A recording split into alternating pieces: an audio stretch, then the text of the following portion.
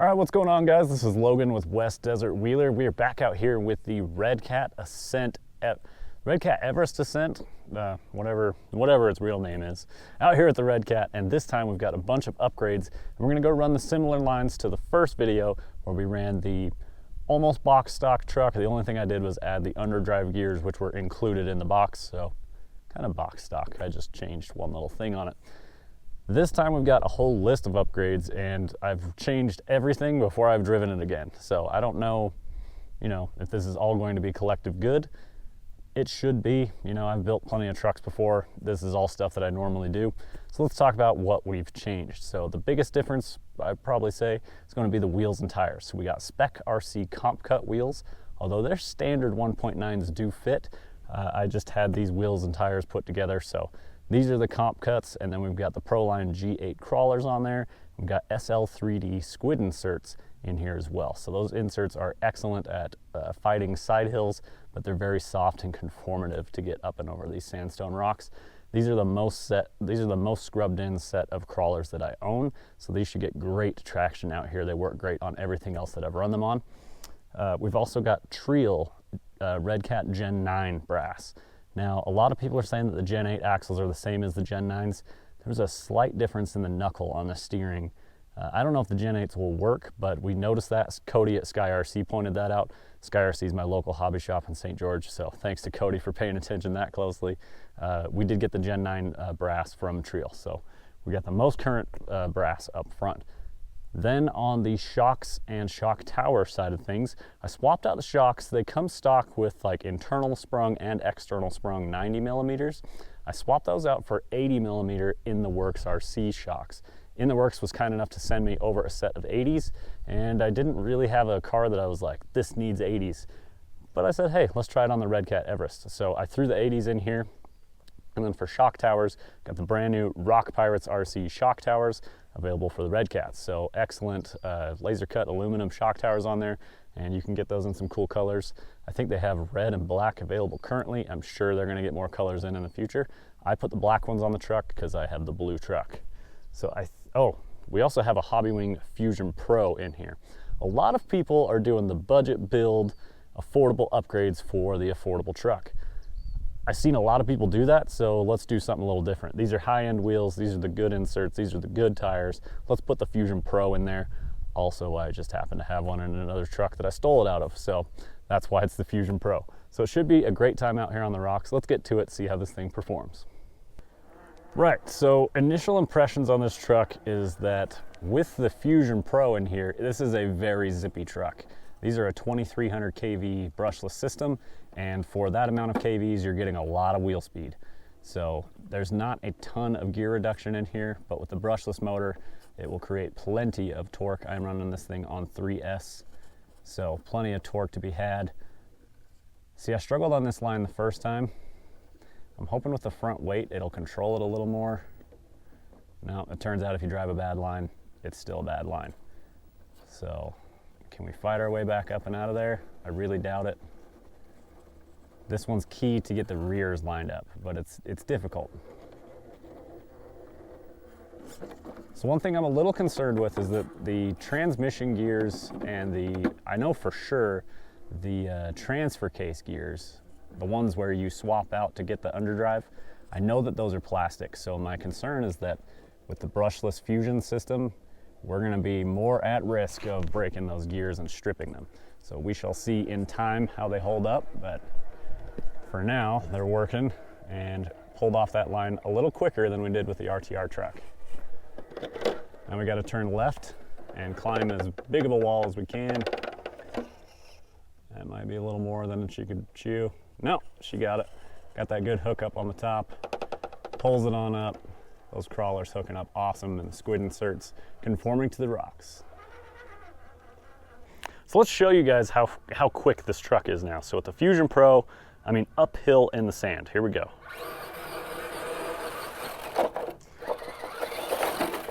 And fast enough to get ourselves in trouble really quickly. So, I mean uphill in the sand, always going to rob speed. And this thing can shoot sand hills now, so it's pretty zippy.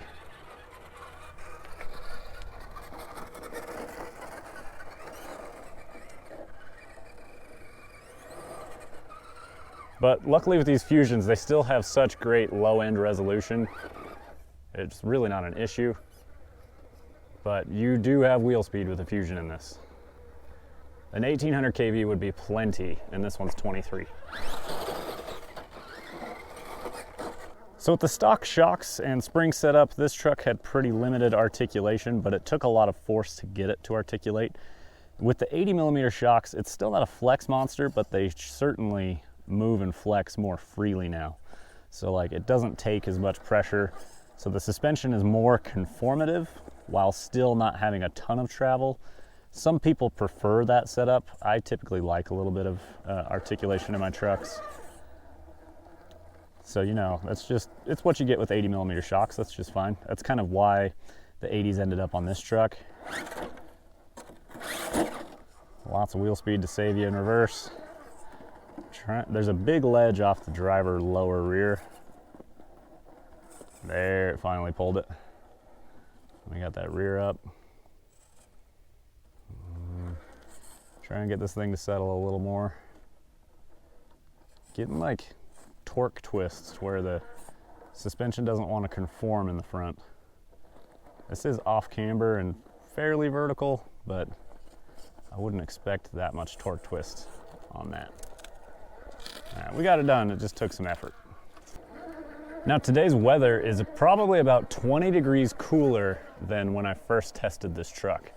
So typically, and also when it gets cooler like this, if there's any moisture in the rocks, it stays around a lot longer, so they don't dry out and give you maximum traction like in the summertime. So it's been a while since it's rained. I mean, maybe 2 weeks or so. So it's possible there's a little moisture hiding around somewhere. But for the most part, I'd say the rocks are pretty dry and pretty full of traction. I don't seem to be slipping in excess. Now these are G8 compound tires, which is my preference. Some people might say that I should be running Predator. It's about 50 degrees. It's kind of right on the border of where you want Predator versus G8. Nice, it crawled that. So that was a good move there. That's a difficult ledge to get up. Luckily with our brass and our underdrive, picking up that front tire again. But yeah, that was a good climb there. That was better than the first time I did it. High clearance bumpers, making it really nice for good approach and departure angles. I do really like the bumpers on these trucks still. This is one obstacle that it did not make in RTR form. So after our changes, will it make it? This is really going to come down to brass and spring and shock tuning.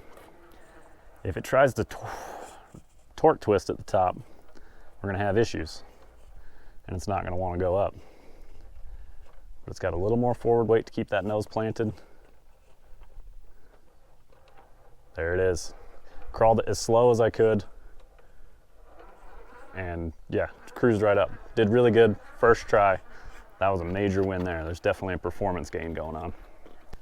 We're basically gonna hit a series of 3 obstacles this truck did not make on its first video. And this is obstacle number 2 of those 3. Again, forward weight, better traction with the tires.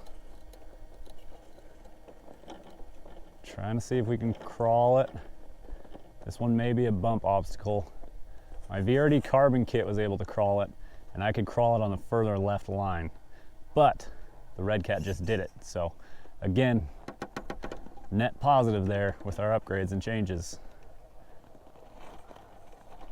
I've actually never tried to crawl up that spot, so there we go. Nice, little bonus climb at the top. Let's try and crawl this up the left side. With the VRD carbon kit, it comes with forward weights and comes with a lot more overdrive / underdrive, whatever you want to call it. It's the same effect.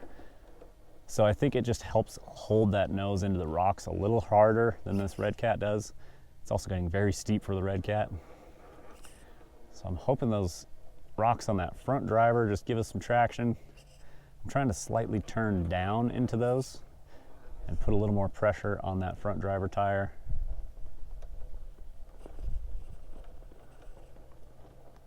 It seemed like it wanted it there for a second.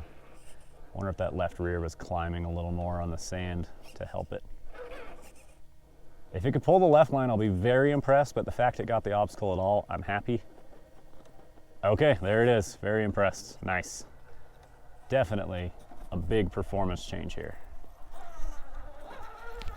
Steering angle that you can expect out of this, I would say, is going to be similar to Traxxas TRX4, which is to say, not great. Sufficient, but not impressive. Well, we're gonna torque twist, which is helping us until it rolls here. Like I just said, I may have gotten the rears a little higher than necessary on that line. That line usually requires a backup. I always try and drive it without one. Still got the factory servo in there, the Hexfly, I think like 35 kg, but with this Fusion Pro, we're able to turn it up to 7.4 volts, so get a little more power sent to it. It does increase the speed and the strength a bit. It is noticeable.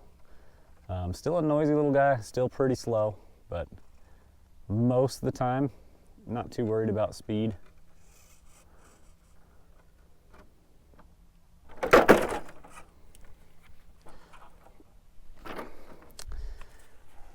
This is one of those defining obstacles of like, your car's got to be dialed in to get this. Let's try a little lower line. I had a semi-built Capra that took a ton of work to make it up this. And like, I could tell that it wanted to do it, but it took me a lot of tries. And this truck's limited articulation, as it comes through here, it really likes to do that. It likes to pick up the front tire, and then eventually the weight transfer goes back forward and it rolls.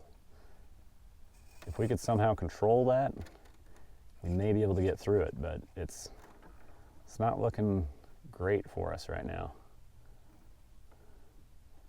You can see the whole weight of the truck on that right rear, right on the edge of that ledge. The tire's conforming, but it's not rolling sideways.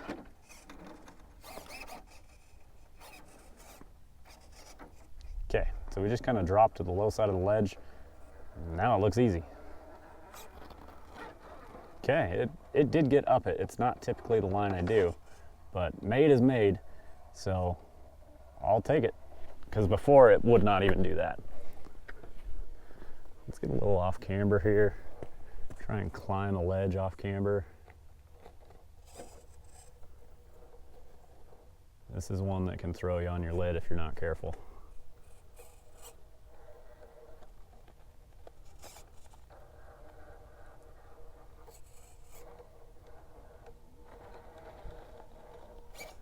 Need to get those tires to bite and push up this ledge. They're just pushing along. Now our rear is shifted far enough down, it should drive right up that. Lifting tire a little bit, didn't torque twist too bad there, so that looked pretty good actually. Not too bad right there. All right, we ran back down towards the start of our trail here. I wanted to play on this obstacle again. See what the Redcat does when presented with an obstacle that it doesn't want to go up. Nice pinch and balance there. The servo, lots of strength to be able to push the truck into it and still be able to turn. For factory servo, no complaints. Probably the best factory servo available right now. So good on Redcat for putting a decent servo in this truck. I need to turn further passenger to get... Uh-oh. Yeah, not enough gearing reduction. I got it kind of wedged in there and the motor didn't like it.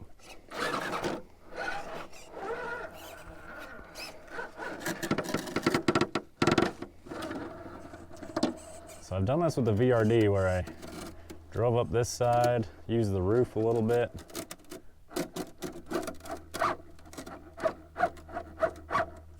That's a little more roof than we need.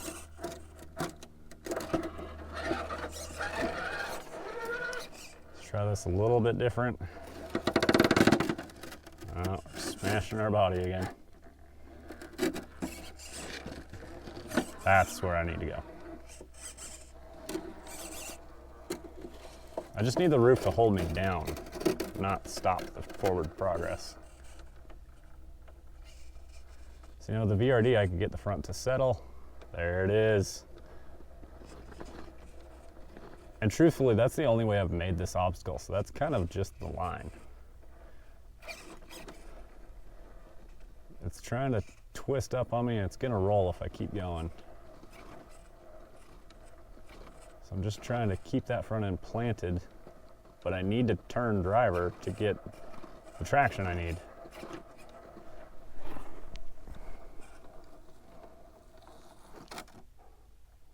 It's on 2 tires right now.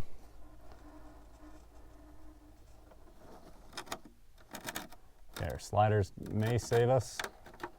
Oh, that's one change I made, is I got rid of the rear battery tray that sat at the front of the bed, and now my battery is mounted to my slider. All right, made is made, guys. Not as pretty as the VRD Carbon, but that's a totally different league of truck. That's a kit for more money than this RTR is, but you see where your money goes if you compare the two.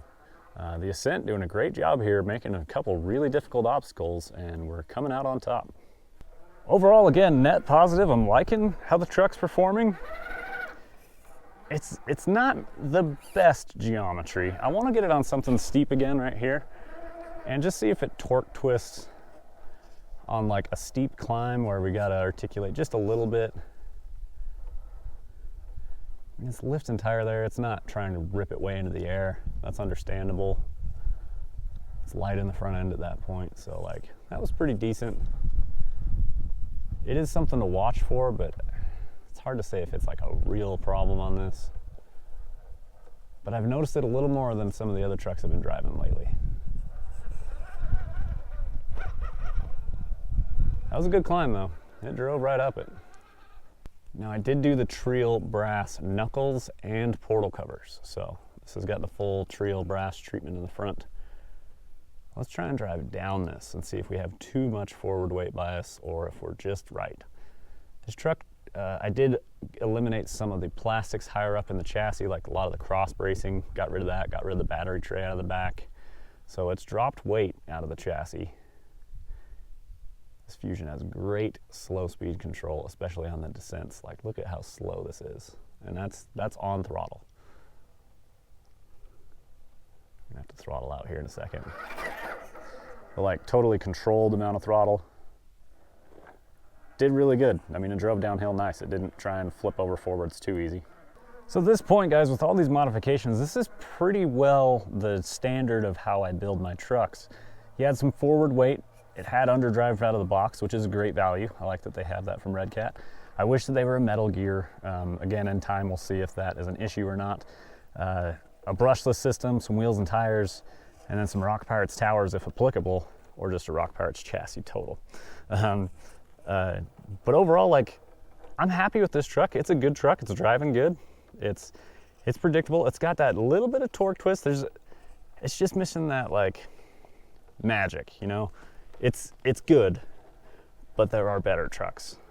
For the price, it's fantastic. Don't get me wrong, but if we're going like head to head with some of my other really good trucks, this one's good. Some of the others are really good. But I'm spoiled with performance trucks. I've driven a lot and I've built some really cool ones. But I don't think you can go wrong with the Ascent. It will need a few things, but just about every truck does. So there we go, making it look good. Overall, real happy with the Ascent, and I think it proved today that this is a net positive, and throwing some changes and upgrades on here really paid off. So guys, my name is Logan with West Desert Wheeler. I greatly appreciate you watching. I hope you enjoyed the content. Hope you liked the before and after. Let me know down in the comments if there's anything else that you would do to this truck. I'm pretty happy with it. In the future, I may rip the bed off and put like a Rock Pirates hardline bed on there. Steve just built one over on Rock Pirates RC YouTube channel. Be sure to subscribe to them as well. And he put an Ascent together and put the hardline bed on. It looked really good. So thanks to everyone who helped make this possible, like Spec RC and SL3D RC. Both great companies. Be sure to check them out. I appreciate you guys watching, and we will see you in the next one. Keep the rubber side down. The camera was off and in my pocket. I was walking back and driving the truck, and I kind of forgot about this obstacle. So we're gonna run this one on camera.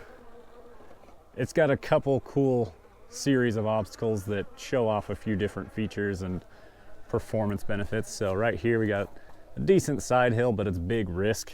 You know, there's a big ledge there, 12 feet or so. Side hill towards that, but as you come around this corner, we're gonna turn sharp. We're gonna try and get up into this notch. Hit this just a little different than how I did off camera. We're getting steep here. So that overdrive will work. It is gonna work. Pull that front end down. Okay. And then we're gonna drop the front driver down to the bottom. And then we're gonna use the sidewall to pull the truck up.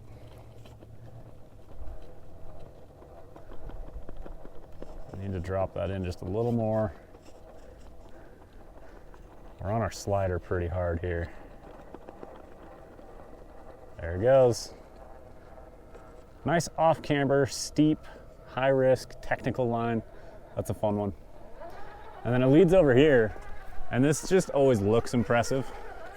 And off camera, I was able to just creepy crawl this. So let's see if we can do it again. No bump at the beginning or anything. I was gonna say, don't make a liar out of me, Ascent. There we go. Just cruising. Now we're gonna get up to the top and we're gonna show off some of the benefits of this body shape. This is a great point to point this out. See how pinched the nose is? The front of the hood is narrower than the cab is. So it makes really tight technical obstacles like this ledge easier and more possible. I actually want to get my rears up a little higher here. So I'm going to swing in a little wider.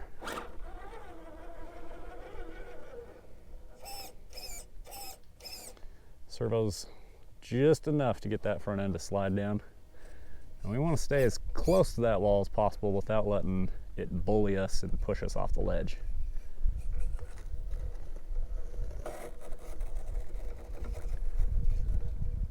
Okay, our portals are saving us here, but I need to get on top of this ledge. That brass is the reason that it settled there.